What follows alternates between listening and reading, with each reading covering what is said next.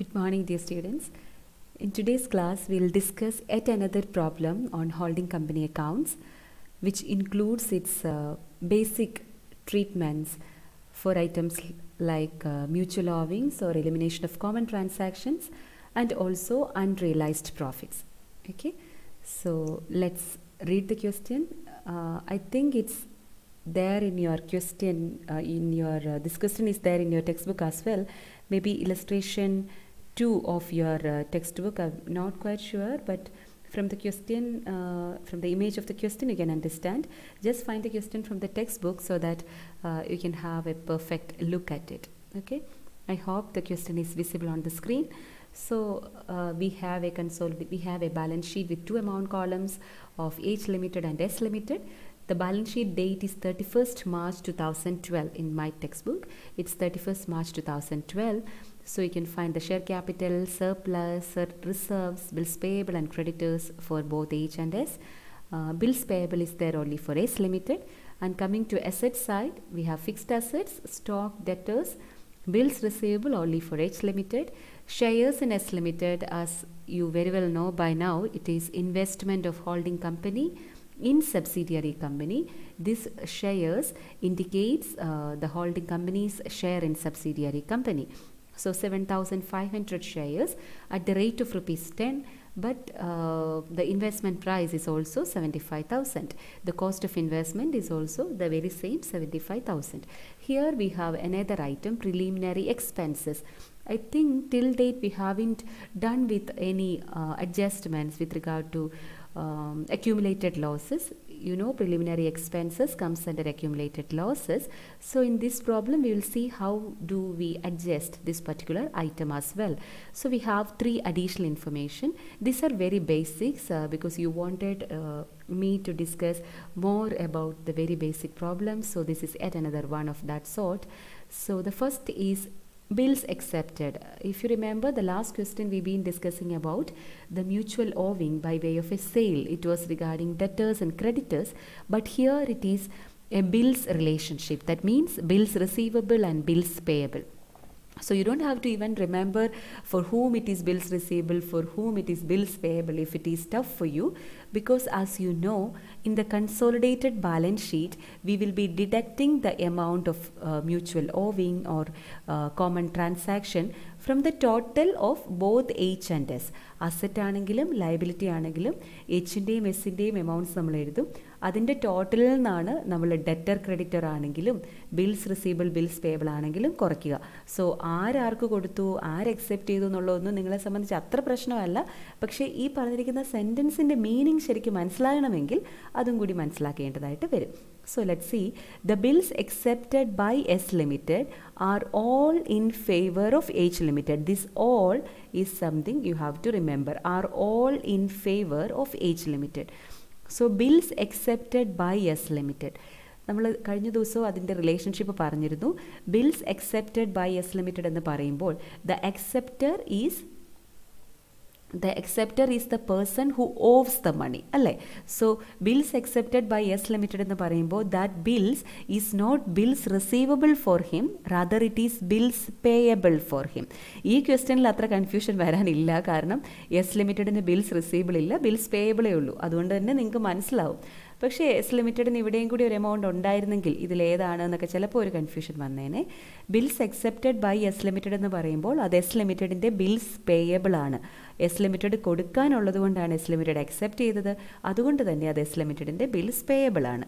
So ഈ 15,000 റുപ്പീസും ആർക്ക് കൊടുക്കാനുള്ളതാ? H Limitedന് കൊടുക്കാനുള്ളതാ. That means the entire 15,000 denotes a mutual owing or common transaction because that's the amount owed by S Limited to H Limited. S Limited H Limitedന് കൊടുക്കാനുള്ളതാണ് ഈ 15,000. Okay. Let's see the other item. The stock of H Limited includes rupees 25,000 bought from S Limited at a profit to the latter of 20% on sales. Okay, ഇത് readable ആണല്ലോ അല്ലേ? So the stock of H Limited includes 25,000 bought from S Limited. H Limitedൻ്റെ സ്റ്റോക്കിൽ, okay, H Limitedൻ്റെ stock എന്ന് പറയുന്നത് 3 lakh ഉണ്ട്. So അതിൽ 25,000 എന്ന് പറയുന്നത് യെസ് ലിമിറ്റഡിൻ്റെ കയ്യിൽ നിന്നും വാങ്ങിയതാണ്. ഇവിടെ പെട്ടെന്ന് നിങ്ങൾ ഡെറ്റർ ക്രെഡിറ്റർ എന്നൊന്നും ഉദ്ദേശിക്കരുത്. കാരണം ഡെറ്റേഴ്സ് ക്രെഡിറ്റേഴ്സ് ഇൻക്ലൂഡ് എന്ന് പറഞ്ഞാൽ മാത്രമേ അവർക്കും ഐറ്റത്തിൻ്റെ അഡ്ജസ്റ്റ്മെൻ്റ് ഉണ്ട് എന്നർത്ഥമുള്ളൂ. ഇവിടെ സ്റ്റോക്കിൽ ഇൻക്ലൂഡഡ് ആണെന്ന് മാത്രമേ പറഞ്ഞിട്ടുള്ളൂ. അതിൻ്റെ അർത്ഥം ഡെറ്റർ ക്രെഡിറ്ററിൽ ഇപ്പോൾ ആ മ്യൂച്വൽ ഓവിങ് ഇല്ല എന്ന് തന്നെയാണ്. സോ ഡെറ്റർ ക്രെഡിറ്ററിൽ പോയി 25,000 കുറയ്ക്കാനോ ഒന്നും പോകരുത്. ഇവിടെ സ്റ്റോക്കിലുണ്ട് എന്നേ പറഞ്ഞിട്ടുള്ളൂ. അപ്പോൾ സ്റ്റോക്കിലുണ്ട് എന്ന് പറയുമ്പോഴേ നമുക്കറിയാം it is regarding the unrealised profit അല്ലേ. അപ്പോൾ അൺറിയലൈസ്ഡ് പ്രോഫിറ്റ് ആണെന്നും എമൗണ്ട് ഏതാണെന്നുമാണ് ആദ്യം മനസ്സിലാക്കേണ്ടത്. എമൗണ്ട് 25,000 ആണ്, അൺറിയലൈസ്ഡ് പ്രോഫിറ്റ് ആണെന്ന് മനസ്സിലായി. ഇനി പെർസെൻറ്റേജ് അറിയണം അല്ലേ. So in previous case it was some percentage on cost എന്നായിരുന്നു പറഞ്ഞിരുന്നത്. അപ്പോൾ നമ്മൾ കുറച്ചുകൂടെയൊക്കെ അഡ്ജസ്റ്റ്മെൻറ്റ് നടത്തേണ്ടതായിട്ട് വന്നു. പക്ഷേ ഈ കേസിൽ കുറച്ചുകൂടി ഈസിയാണ്. കാരണം ഓൺ കോസ്റ്റ് എന്നല്ല പറയുക, സ്ട്രെയിറ്റ് അവേ എന്തെന്നാ പറയുക, ഓൺ സെയിൽസ് എന്നാ പറയുക. അപ്പോൾ പ്രത്യേകിച്ച് ഒരു ബുദ്ധിമുട്ടും ഇല്ല. ഈ 25,000 സെല്ലിംഗ് പ്രൈസിനെ ഡിനോട്ട് ചെയ്യുന്ന എമൗണ്ട് ആണ്. അതിൻ്റെ 20% സ്ട്രെയിറ്റ് അവേ നമ്മൾ എടുത്താൽ മതി. ഓക്കെ, ഈ പറയുന്നത് നിങ്ങൾക്ക് മനസ്സിലായെന്ന് എനിക്കറിയില്ല. Please read and understand the previous question as well. In that case it was stock was given on the amount was given, the percentage was given on cost. On cost എന്ന് പറയുമ്പോൾ നമ്മൾ പറഞ്ഞു 100 + that percentage, അതായിരുന്നു നമ്മൾ എടുക്കേണ്ടത്. Amount into percentage divided by 100 + that percentage. ഈ കേസിലാണ് 20% on cost എന്നാണ് നമ്മൾ എന്ത് ചെയ്തേനെ, 25,000 × 20/120 എന്ന് ചെയ്തേനെ. പക്ഷേ ഇവിടെ ഓൺ സെയിൽസ് ആണ്. Let's see the adjustment later. And all the surplus of S Limited has been earned since the shares were acquired by H Limited.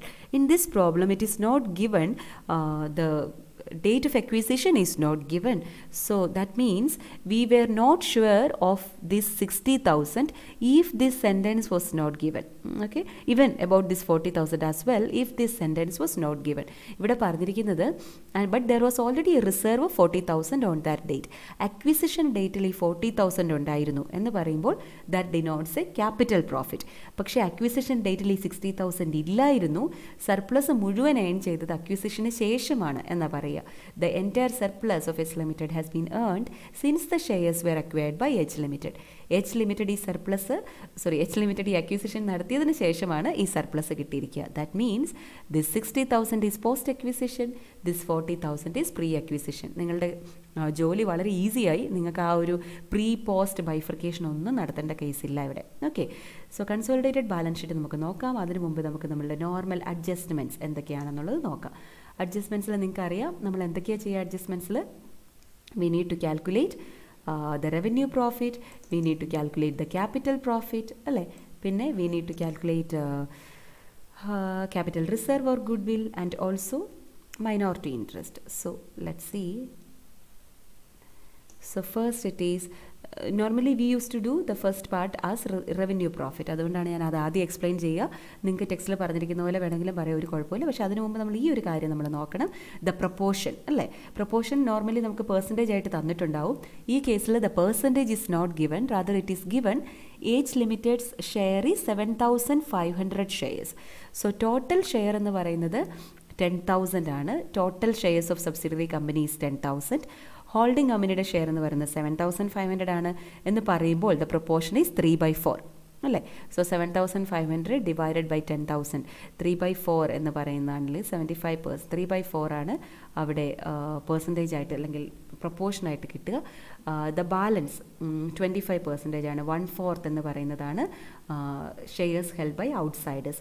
So മൈനോറിറ്റിയുടെ ഷെയർ എന്ന് പറയുന്ന 1/4 ഹോൾഡിംഗ് കമ്പനിയുടെ ഷെയർ എന്ന് പറയുന്നത് 3/4 ആണ്. ഇത് നമുക്ക് ആദ്യമേ നമ്മൾ കണ്ടുപിടിക്കണം. കാരണം എങ്കിലേ നമുക്ക് എന്ത് കണ്ടുപിടിക്കാൻ പറ്റുള്ളൂ, ദ പ്രൊപ്പോർഷൻ ക്യാപിറ്റൽ പ്രോഫിറ്റിൻ്റെയും റവന്യൂ പ്രോഫിറ്റിൻ്റെയും share of minority, share of holding കമ്പനിയൊക്കെ കിട്ടണമെങ്കിൽ we need this proportion. And in this case, you don't have to do one job, that is the pre-acquisition period and post-acquisition period. അത് നമുക്ക് തന്നിട്ടില്ല. നമ്മൾ normally 6 months എന്നോ അല്ലെ 3 months 9 months എന്നോ ഒക്കെ ചെയ്യുന്ന ജോലി നമുക്കിവിടെ ചെയ്യേണ്ട. Then moving on to our revenue profit. ഇതാണ് നമ്മൾ നോർമലി ചെയ്യുക അല്ലേ. So profit earned after acquisition. ഈ 60,000 ഞാൻ ഒന്ന് എക്സ്പ്ലെയിൻ ചെയ്തതുകൊണ്ട് ഞാൻ ഇനി ക്വസ്റ്റ്യൻ എടുക്കുന്നില്ല. ഈ 60,000 സർപ്ലസ് എന്ന് പറഞ്ഞിട്ടുള്ള എമൗണ്ട് ആണ്. കാരണം സർപ്ലസ് മാത്രമേ ഉള്ളൂ അക്വിസിഷന് ശേഷം എന്ന് പറഞ്ഞിരുന്നു. So the entire 60,000 is post acquisition. We just have to divide it into minority and holding company. ഇവിടെ ലെസ് എന്നൊന്നും എഴുതണ്ടെന്ന് ഞാൻ നിങ്ങളോട് ഇന്നാൾ പറഞ്ഞിരുന്നു. 60,000 നമുക്ക് ഷെയർ ഓഫ് മൈനോറിറ്റി ബ്രാക്കറ്റിൽ 1/4. 60,000 into 1/4 is 15,000. Share of holding company bracket 3/4. 60,000 into 3/4 45,000. Okay, so e 60,000 you just have to divide it between minority shareholders and holding company. Minority share is 1/4, holding company's share is 3/4. Okay, I hope it is clear. Now moving on to capital profit. Capital profit il namukku sadharana poleyulla adjustment ഒന്നുമില്ല. Reserve മാത്രമേ pre അക്വിസിഷനിൽ ഉണ്ടായിരുന്നുള്ളൂ എന്ന് പറയുന്നുണ്ട്. റിസർവിൻ്റെ amount ആണ് 40,000. Okay, പക്ഷേ ഇവിടെ ഒരു ചെറിയ ഐറ്റം വരുന്നുണ്ട്. ക്യാപിറ്റൽ പ്രോഫിറ്റിൻ്റെ കാൽക്കുലേഷൻ നടത്തുമ്പോൾ ക്യാപിറ്റൽ ലോസ് എന്തെങ്കിലും ഉണ്ടെങ്കിൽ നമ്മൾ ഡിഡക്റ്റ് ചെയ്യണം. ഈ ക്വസ്റ്റ്യനിൽ നമുക്ക് പ്രിലിമിനറി എക്സ്പെൻസസ് എന്നൊരു ഐറ്റം നമുക്ക് ബാലൻസ് ഷീറ്റ് അസറ്റ് സൈഡിൽ ഉണ്ടായിരുന്നു. സബ്സിഡിയറി കമ്പനിയുടെ കേട്ടോ, ഡൗട്ട് ഉണ്ടോ എന്ന് നോക്കിയേക്കാം. നിങ്ങൾ ടെക്സ്റ്റ് നോക്കിയാലും മതി. The subsidiary companies asset side has a item called $10,000 on the subsidiary company's asset side. So this 10,000 is to be deducted while we calculate the capital profit. Okay, അതാണ് ഇവിടെ ചെയ്തിരിക്കുക.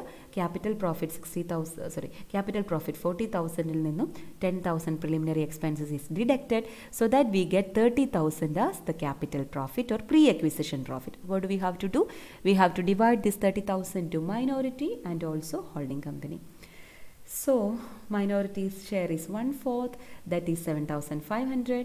Holding company's share is 3/4, that is 22,500. So ഈ 30,000 1/4 എന്നും 3/4 എന്നും divide ചെയ്ത് കൊടുക്കുന്നു.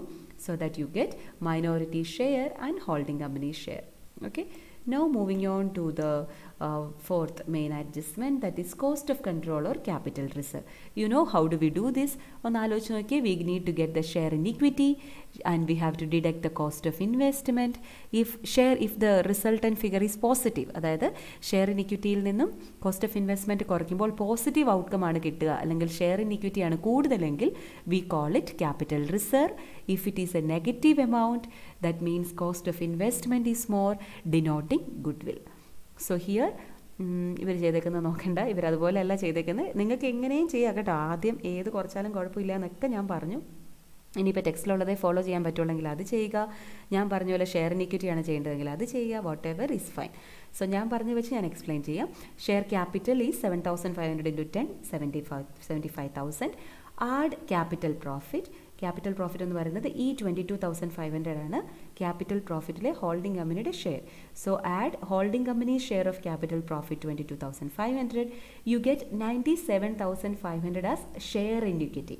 Okay, 97,500 as share in equity less amount paid for investment in subsidiary company, that is 75,000. So 97,500 minus 75,000, you get a positive result of 22,500, that is capital reserve. Share in equity il ninnum you deducted cost of investment. If you get a positive result, that is capital reserve. Okay, now minority interest calculation. നമുക്കതറിയാം. minority interest is again the same. share capital 2,500 into 10 25,000. add revenue profit share 7,500 add ചെയ്യണം. add revenue profit share 15,000 add ചെയ്യണം. add capital profit share 7,500. നമുക്ക് നോക്കാം. so 1/4 of reserves അത് നമ്മൾ already കണ്ടുപിടിച്ചതാണ് 7,500. 1/4 of post acquisition profit or revenue profit 15,000. You get the total 47,500 as minority interest. Okay, now let's see the balance sheet. ഇത്രയൊക്കെയാണ് നമ്മളുടെ working notes അല്ലേ. ഇനി P&L അക്കൗണ്ടോടെ നമുക്ക് ചെയ്യാം കേട്ടോ. വർക്കിംഗ് നോട്ടായിട്ട് നിങ്ങൾക്ക് ചെയ്യാവുന്നതാണ്. സോ ഓക്കെ, ബാലൻസ് ഷീറ്റിലെ ഫസ്റ്റ് ആയിട്ട് നമുക്കറിയാം ഷെയർ ക്യാപിറ്റലാണ്. 5 lakh എന്ന് പറയുന്ന ആരുടെ ആയിരിക്കും? അതിപ്പോൾ പഠിച്ചിട്ടുണ്ടല്ലേ. 5 lakh is share capital of holding company. We are not taking share capital of subsidiary company. Balance sheet നോക്കുക, ഹോൾഡിംഗ് കമ്പനിയുടെ ഷെയർ ക്യാപിറ്റലിൻ്റെ എമൗണ്ട് നേരെ പെറുക്കി എഴുതി വയ്ക്കുക, അത്രയേ ഉള്ളൂ. Now other items, reserves and surplus. Okay, so അതിവിടെ എക്സ്പ്ലെയിൻ ചെയ്തിട്ടുണ്ട് റിസർവ്സ് ആൻഡ് സർപ്ലസ്. നമുക്ക് നോക്കാം. റിസർവ്സ് ആൻഡ് സർപ്ലസിൽ ക്യാപിറ്റൽ റിസർവ് 22,500 അതെവിടെ നിന്ന് കിട്ടിയത്? അത് നമ്മളുടെ വർക്കിംഗ് നോട്ടാണ്. ക്യാപിറ്റൽ റിസർവ് 22,500 എന്ന് പറയുന്നത് ഏതാ ഇപ്പോൾ ലാസ്റ്റ് ചെയ്തില്ലേ, ഷെയർ ഇൻ ഇക്വിറ്റിയും കോസ്റ്റ് ഓഫ് ഇൻവെസ്റ്റ്മെൻറ്റുമായിട്ട് കമ്പയർ ചെയ്യുമ്പോൾ you got capital reserve 22,500. The other reserves 60,000 already ഉണ്ട്. റിസർവ് എന്ന് പറഞ്ഞ് ഇതെല്ലാം ആരുടെയാണെന്ന് ഓർക്കണം, എല്ലാം ഹോൾഡിംഗ് കമ്പനിയുടെ മാത്രമാണ് കേട്ടോ. സോ റിസർവ് എന്ന് പറഞ്ഞ് ഹോൾഡിംഗ് കമ്പനിയുടെ റിസർവ് 60,000 ബാലൻസ് ഷീറ്റ് നിങ്ങൾ നോക്കിയാൽ മതി, അതുണ്ട്. സർപ്ലസ് ഹോൾഡിംഗ് കമ്പനിയുടെ സർപ്ലസ് 2 lakh ഉണ്ട്. ഇനി ഈ എഴുതിയേക്കുന്ന 45,000 ഏതാ ഇപ്പോൾ പഠിച്ചിട്ടുണ്ടാവും, holding companies share in the post acquisition or revenue profit of subsidiary company. Doubt ഉണ്ടെങ്കിൽ let's see this. Holding companies share of, see this one, where it is this 45,000. Okay, this is holding companies share of revenue profit of subsidiary company. ഈ 45,000 എപ്പോഴും ഓർക്കുക. ഞാൻ ഇവിടെ നിന്നൂടെ പറഞ്ഞു തരാം. ഈ 7,500 എവിടെ പോകാനുള്ളത്, മൈനോറിറ്റിയുടെ ഷെയർ മൈനോറിറ്റി ഇൻട്രസ്റ്റ് കാൽക്കുലേഷനിൽ പോവും. ഈ 22,500 എവിടെ പോവും, ക്യാപിറ്റൽ റിസർവ് കാൽക്കുലേഷനിൽ പോകും. ഈ 15,000 മൈനോറിറ്റി ഇൻട്രസ്റ്റ് കാൽക്കുലേഷനിൽ പോകും. ഈ 45,000 സർപ്ലസ് അല്ലെങ്കിൽ പി ആൻഡ് എൽ അക്കൗണ്ട് എന്ന് പറഞ്ഞ് ബാലൻസ് ഷീറ്റ് കൺസോളിഡേറ്റഡ് ബാലൻസ് ഷീറ്റിൽ കാണിക്കും. ഈ 22,500 കൺസോളിഡേറ്റഡ് ബാലൻസ് ഷീറ്റിൽ ക്യാപിറ്റൽ റിസർവ് എന്ന് പറഞ്ഞ് കാണിക്കും. ഓക്കെ, ഈ മൈനോറിറ്റി ഇൻട്രസ്റ്റ് കൺസോളിഡേറ്റഡ് ബാലൻസ് ഷീറ്റിൻ്റെ ലയബിലിറ്റി സൈഡിൽ കാണിക്കും. സോ നമ്മളിപ്പോൾ എക്സ്പ്ലെയിൻ ചെയ്യുന്നത് റിസർവ്സ് ആൻഡ് സർപ്ലസ് ആണ്. അതിൽ ഈ പറയുന്ന 45,000 കുറിച്ചാണ് നമ്മൾ പറയുക. This is holding companies share of revenue profit of subsidiary company. അതാണ് നമ്മളിവിടെ ചെയ്തിരിക്കുക. ബാലൻസ് ഷീറ്റ് പ്രിപ്പയർ ചെയ്യുമ്പോൾ റിസർവ്സ് ആൻഡ് സർപ്ലസിൽ എടുക്കുന്ന 45,000. ഈ 2 lakh എന്ന് പറയുന്നത് ഹോൾഡിംഗ് കമ്പനീസ് സർപ്ലസ്. ഈ 45,000 is holding companies share of surplus of subsidiary company, surplus or post acquisition profit of subsidiary company. Deduct unrealised profit. നമുക്കറിയാം അല്ലേ, അൺറിയലൈസ് പ്രോഫിറ്റ് നമ്മൾ പറഞ്ഞിരുന്നു സിമ്പിളാണ്. 20% ഓഫ് 25,000 സ്ട്രേറ്റ് അവേ എടുത്താൽ മതി. അതാണ് ഈ 5,000. So 2,40,000 വരും. All together you get 3,22,500 as reserves and surplus. See, 3,22,500. Then total. This total is total of share capital and reserves and surplus. You add to it what?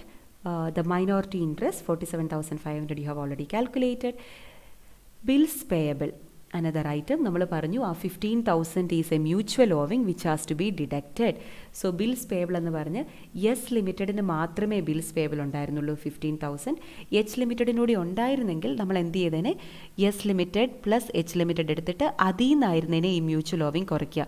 This held by H Limited 15,000 is the mutual owing between holding company and subsidiary company. That is the bills accepted by subsidiary company. But in this case, you have bills payable only for S Limited. So from that 15,000, you have to deduct the mutual owing 15,000. Thereby, the bills payable is nil. Okay. Creditors, you just have to add the creditors of H and S. You get the total 1,70,000 as creditors. Okay. So altogether 10,40,000 is the liability side total. Coming to asset side, fixed assets, you just have to take the total. Current assets, you just have to take the total. Trade receivables, you just have to take the total. പക്ഷേ ഇവിടെ trade റിസീവബിൾസും എനിക്ക് തോന്നുന്നു ഒരാൾക്കേ ഉള്ളൂ. ഇൻവെൻട്രിയിൽ നിന്ന് നിങ്ങൾക്കറിയാം എന്ത് കുറയ്ക്കാനുണ്ട്, unrealised profit കുറയ്ക്കാനുണ്ട്. നമുക്ക് നോക്കാം ആ അഡ്ജസ്റ്റ്മെൻറ്റ്സ് ഒക്കെ. So fixed assets, you just have to take the total of holding company and subsidiary company. So there by you get 4,60,000. Bills receivable എന്ന് പറയുന്ന ഒരാൾക്കേ ഉള്ളൂ, അത് നിങ്ങൾ എടുക്കുക. സോ സ്റ്റോക്ക് എന്ന് പറയുന്നത് 3 lakh ആണ്. എച്ച് ലിമിറ്റഡിൻ്റെ 3 lakh ആണ്. നമുക്ക് നോക്കാം ബാക്കിയും കൂടെ. യെസ് ലിമിറ്റഡിൻ്റെ ഉണ്ടെങ്കിൽ അതും കൂടി ആഡ് ചെയ്യുക. സോ എസ് ലിമിറ്റഡിൻ്റെ സ്റ്റോക്ക് 1,20,000 ആഡ് ചെയ്തു. You have to deduct the unrealise profit 5,000. So ഈ 4,15,000 ആണ് നിങ്ങൾ ബാലൻസ് ഷീറ്റിൽ കാണിക്കേണ്ടത്. ഡെറ്റേഴ്സ്, രണ്ടുപേരുടെയും കൂടെ ടോട്ടൽ ഡെറ്റേഴ്സ് എടുക്കുന്നു, ആഡ് ചെയ്യുന്നു, ബാലൻസ് ഷീറ്റിൽ കാണിക്കുന്നു. ബിൽസ് റിസീവബിൾ ആകെ എച്ച് ലിമിറ്റഡിന് മാത്രമേ ഉള്ളൂ. ബിൽസ് എസ് ലിമിറ്റഡിനൂടെ ഉണ്ടായിരുന്നെങ്കിൽ അതും കൂടെ നിങ്ങളിവിടെ ആഡ് ചെയ്തേനെ, എന്നിട്ടായിരുന്നേനെ മ്യൂച്വൽ ഓവിങ് കുറയ്ക്കുക. ഓക്കെ, പക്ഷേ ഇവിടെ you have bills receivable only for H limited, deduct mutual owing 15,000. So you get 5,000 as bills receivable. So all together ഈ ട്രേഡ് റിസീവബിൾസ് എന്ന് പറയുന്നത് ബിൽസ് പ്ലസ് ഡെറ്റേഴ്സ് ആണ് കേട്ടോ. ട്രേഡ് പേയബിൾ എന്ന് പറയുക എന്താണ്, ക്രെഡിറ്റേഴ്സ് പ്ലസ് ബിൽസ് പേയബിളുമാണ്. സോ ഇങ്ങനെ ഒരു അഡീഷണൽ നോട്ട് കൊടുക്കുന്നത് നല്ലതാണ്. എന്നിട്ട് വേണം നിങ്ങൾ ബാലൻസ് ഷീറ്റിലേക്ക് എഴുതാൻ. സോ ബാലൻസ് ഷീറ്റ് ഇപ്പോൾ നിങ്ങൾക്ക് അത്ര ഈ രീതിയിലുള്ള തറവല്ലെങ്കിൽ അത് ചെയ്ത് നോക്കുക. മറ്റു രീതിയിൽ എഴുതിയാലും തെറ്റല്ല, പക്ഷേ സ്റ്റിൽ ഈ രീതിയിൽ എഴുതിയാൽ നല്ലതാണ്. Okay, so you get the total of assets also like that. Okay, so ഈ കേസിൽ നിങ്ങൾക്ക് മ്യൂച്വൽ ഓവിംഗ് ആയിട്ട് ബിൽസ് റിസീവബിൾ ബിൽസ് പേയബിൾ ഒരു എമൗണ്ട് ഉണ്ടായിരുന്നു, അത് രണ്ടിടത്തു നിന്നും കുറയ്ക്കണമായിരുന്നു. യു ഹാഡ് അൺറിയലൈസ്ഡ് പ്രോഫിറ്റ്, അത് നമ്മൾ എവിടെയൊക്കെ കുറയ്ക്കും, ഇവിടെ ഈ പറയുന്ന സർപ്ലസ് കാൽക്കുലേറ്റ് ചെയ്യുമ്പോഴും കുറയ്ക്കും. പിന്നെ അതോടൊപ്പം സ്റ്റോക്കിൽ നിന്ന് കുറയ്ക്കും, ഇൻവെൻട്രിയിൽ നിന്നും കുറയ്ക്കും. So that's all for today. I hope the question is clear to you. പഠിക്കുക, മനസ്സിലാക്കുക. Okay, thank you so much.